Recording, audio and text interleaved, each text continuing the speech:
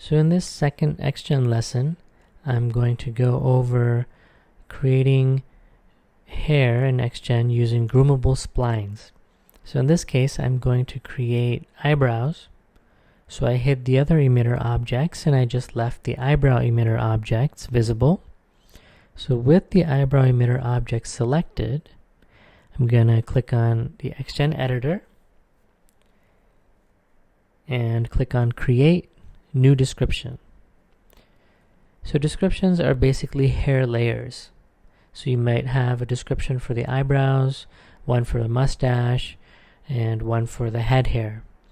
And if you have a particularly complicated hairstyle that you're creating, you might break it up into multiple descriptions.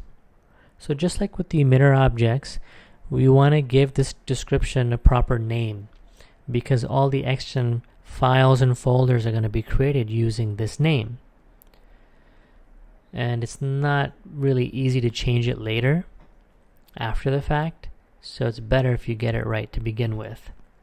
So just be really organized when you're working with XGen.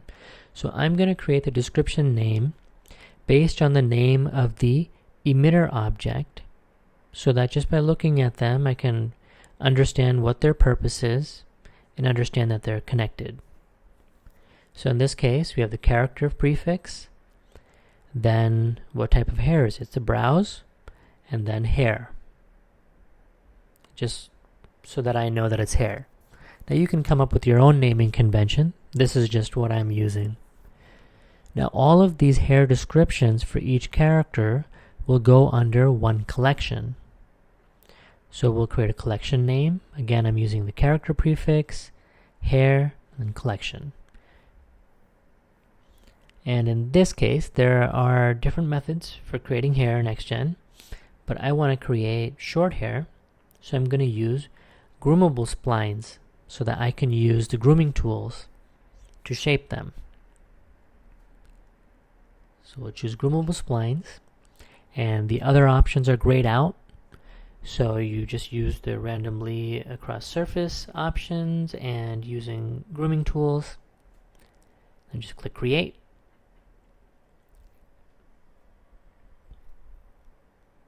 That'll create your description, and you can see now that XGen has populated the object, the emitter object, with hair. That's just pointing straight out along the direction of the normals. And in the XGen editor, you'll see all these grooming brushes.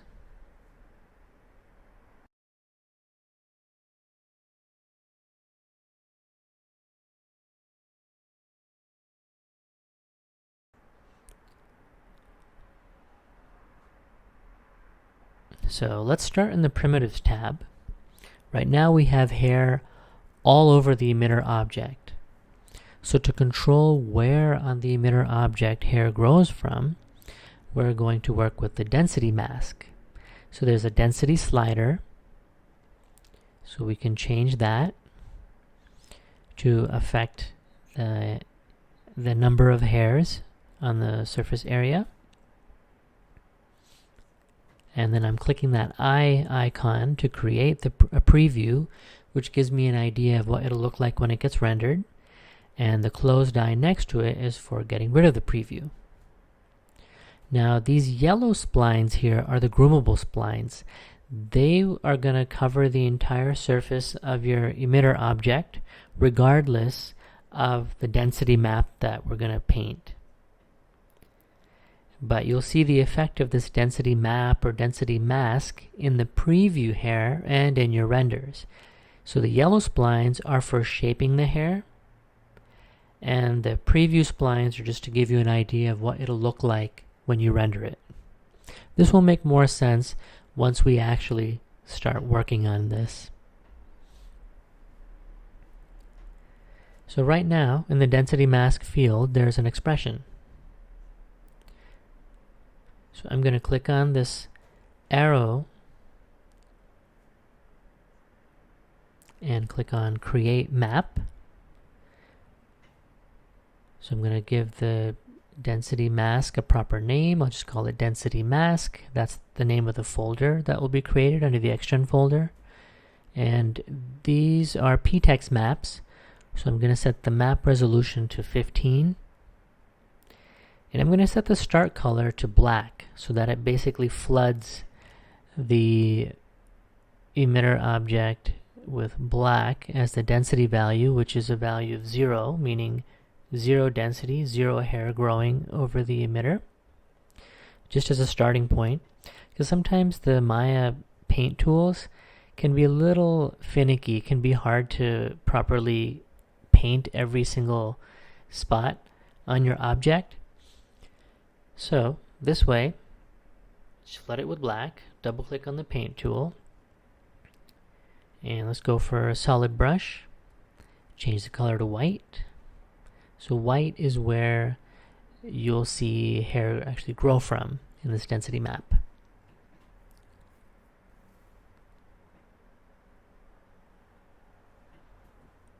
So I can adjust my brush size. And in this case, the reference geometry that I made for the eyebrows is behind the emitter object. Now I could just pull it out in front of it, but instead I'm just going to go to the wire mode and just paint over that. And now you can paint in shaded mode so that you can actually see what you're painting, but just to be quick, I'm just going to paint over this like that. And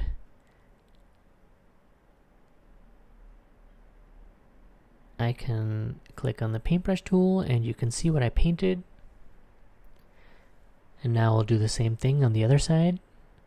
So I'm just very roughly painting in a density map. Then I'll click this save icon next to the paintbrush to save this map to the disk.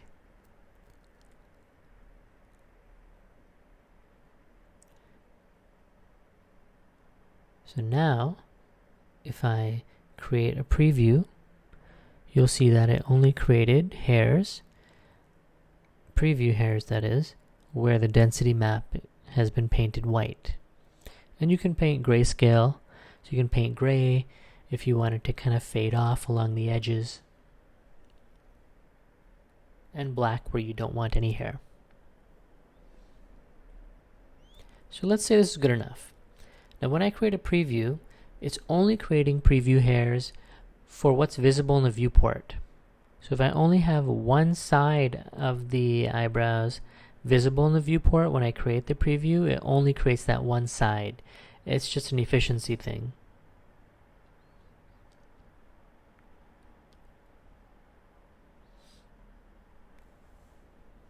So now we're going to shape these groomable yellow splines so that we don't have these porcupine looking hairs just sticking straight out along the normals. But let me go over a few other options before I get to that in the primitive tab. So primitive type can be changed to card. So if I create a preview, you can see now the hairs are being created as a bunch of cards. And you have spheres and archives. In this case, for hair, I'm just using splines.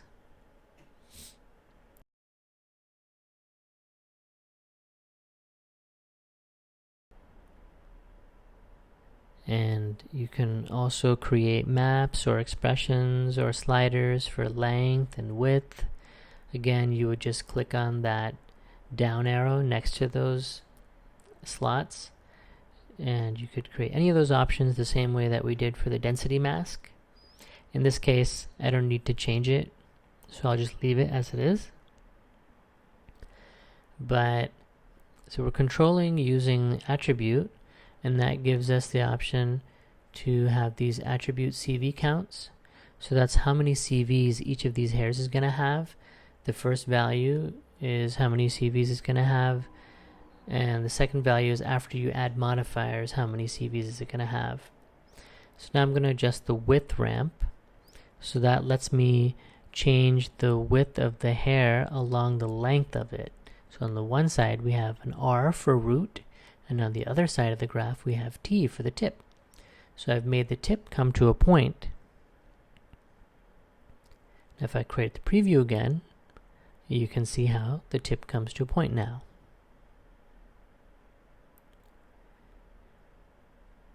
In addition to this graph, you can also do something similar by using these taper options here.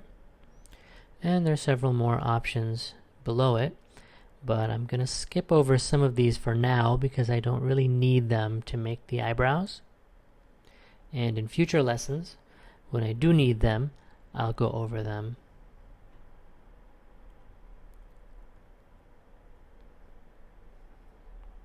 So we have the preview output and modifiers tab as well, but let's skip over those for now and go straight to grooming.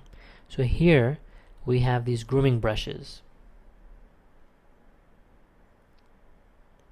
So you have brushes for changing the length, for adjusting the rotation, bend, basically for shaping and adjusting the direction of the hair. But before we get to that, I'm going to turn off sync next to density so that the density value in here is not connected to the render density value that I showed you in the primitives tab. So this density will simply determine how many groomable splines I have to work with when I'm using these grooming tools here. And then under primitives, the density value here will determine how many hairs get rendered. So I like to keep those separate by unchecking the sync button here. The next important thing is under sampling, it's very important that you change your sampling value to interpolate. This way, if you change your density value here under Groomable Splines, you won't lose your work.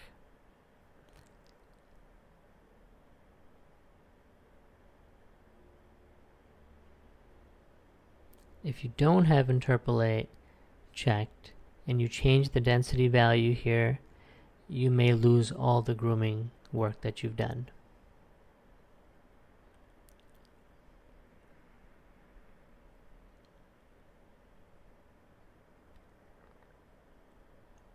So now that we've separated the two densities,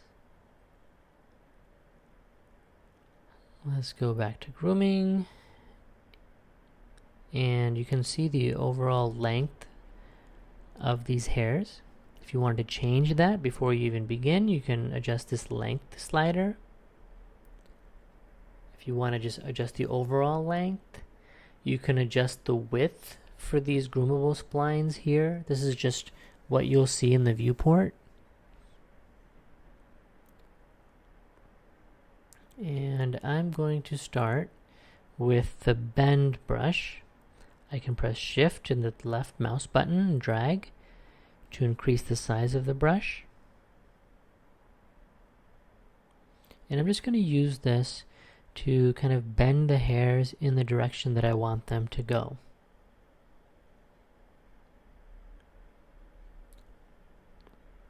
So to show you the wireframe, make it a little easier to see.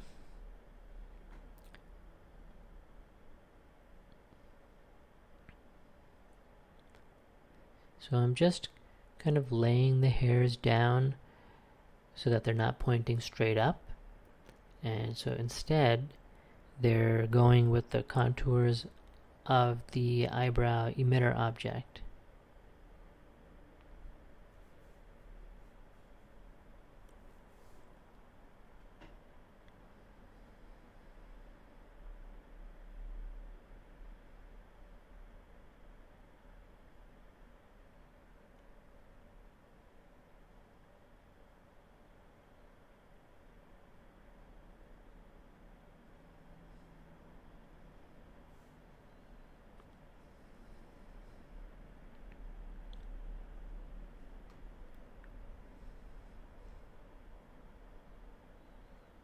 So sometimes, as you're grooming these hairs, you may find that you've accidentally pushed some of the hairs through the emitter because there aren't any collisions on this.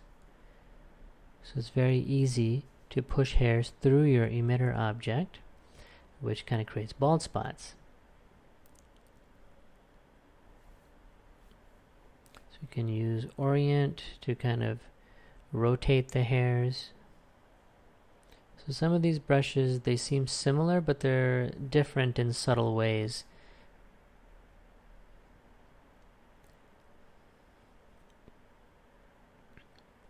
So for those spots that, those bald spots that you may have accidentally created, just use the elevation brush, and that'll help you to rotate those hairs back up out of the surface.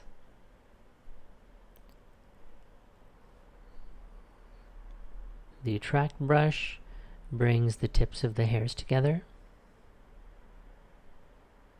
So I don't really need that for this particular hair, but it's definitely useful in other situations.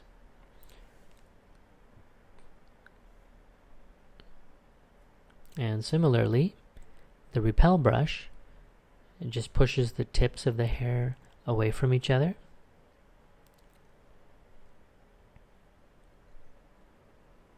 And part splits the direction as well. And the smooth brush is nice.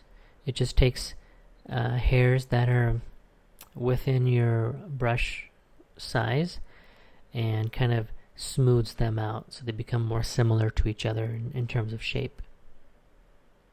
Noise is great for just breaking up the hair, making it look more organic and less perfect.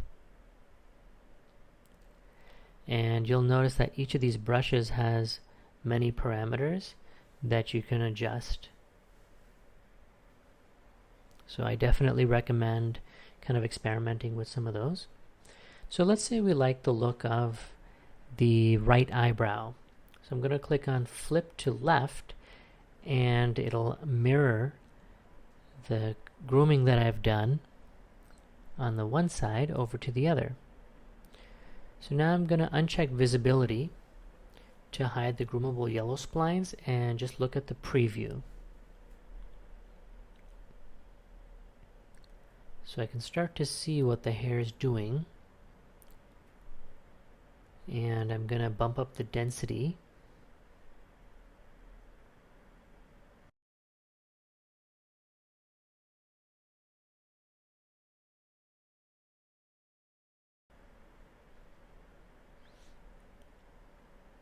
So now let's take a look at the preview output tab. So you can see that we are previewing 100% of the hairs that are being created. So if you have a very large number of hairs, you can always lower that number. You can show 10% of the hair by putting number 10 in there. Another useful option here is the spline segments parameter. So sometimes you may see hairs that don't quite follow the shape that you've groomed because maybe there aren't enough points in the preview segments. So you can change spline segments to, like, say 4. In this case it didn't make much of a difference because the hairs are pretty short. So I'll just set it back to 2. So under operation I just have render, but there are other options you can see. And for renderer, it's a good idea to select the renderer that you're using in here. That way, any kind of custom parameters for XGen that are associated with that particular renderer will show up right here.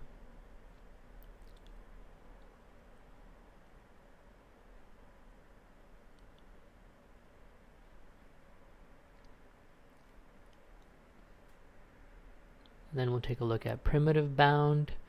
I just click on auto set for that. And I think it's just kind of looking and creating like a bounding region around your hair, which is just for rendering efficiency. So if you see the hairs maybe getting clipped during rendering, that is usually the culprit. You can go and just click on auto set again so that you can make sure your bounding volume in there is not too small. So now let's create a modifier by clicking the plus sign, and let's just create a noise modifier. And you can see that it just kind of helped to randomize the hair a bit more. So the magnitude scale goes from root to tip, So basically the root has 0 noise and the tip has 100% effect of the noise. And you can change that very easily to affect noise along the length of the hair. Now let's click on Update Preview Automatically. So as I'm changing these parameters, the preview will automatically update. So I'm going to lower the frequency value, that is, and then lower the magnitude value.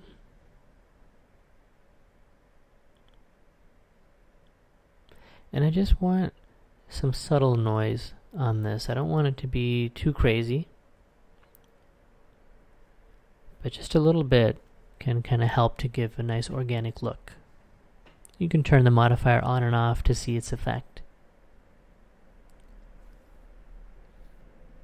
And again, all these parameters can be painted. You see like little triangles on the right hand side of like the mask, frequency, magnitude, etc. So you can paint masks, you can create expressions and all kinds of stuff. So here it's like the eyebrows are pretty rough. I could definitely improve the overall grooming, and I can also improve upon the density map, clean that up, get kind of cleaner edges, and get a nicer overall shape. But this gives you a basic idea of how to create eyebrows.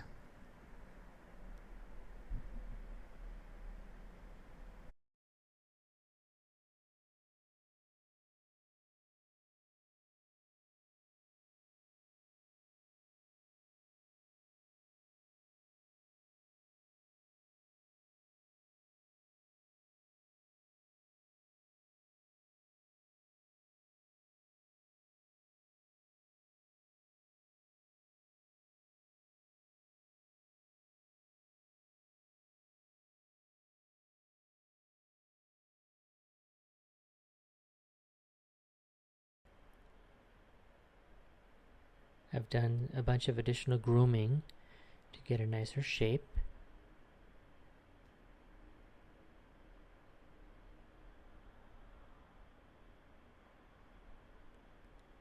And now I can add a clumping modifier, and clumping just automatically goes before noise. So you can see how all these hairs are now meeting in like a fine point. So let's set up our clumping maps. So these little yellow lines here will determine where the clumping occurs. So I'm setting the density of my clumps. So I've saved that. So that created clumping masks. So now I can go to clump scale. And again, root is on the left, tip is on the right. So I can adjust the tip so that it isn't such a sharp clump. And then I can adjust the clump variance so that the amount of clumping varies. So by turning the modifiers on and off, you can see kind of how subtle the effect is of both the clumping modifier and the noise modifier. But I feel like it adds some nice detail that was really easy to do. It's easier than if I tried to individually comb it and create each of those clumps. And hopefully this gives you a good, quick kind of overview of the grooming tools. And for the next lesson, I'll go over creating hair with guide hairs. So that's going to be for longer hairs.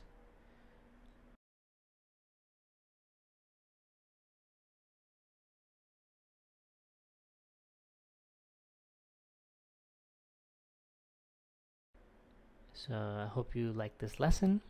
If you found it useful, please click the subscribe button so that you can stay up to date on all the latest lessons that I put out. And thanks a lot.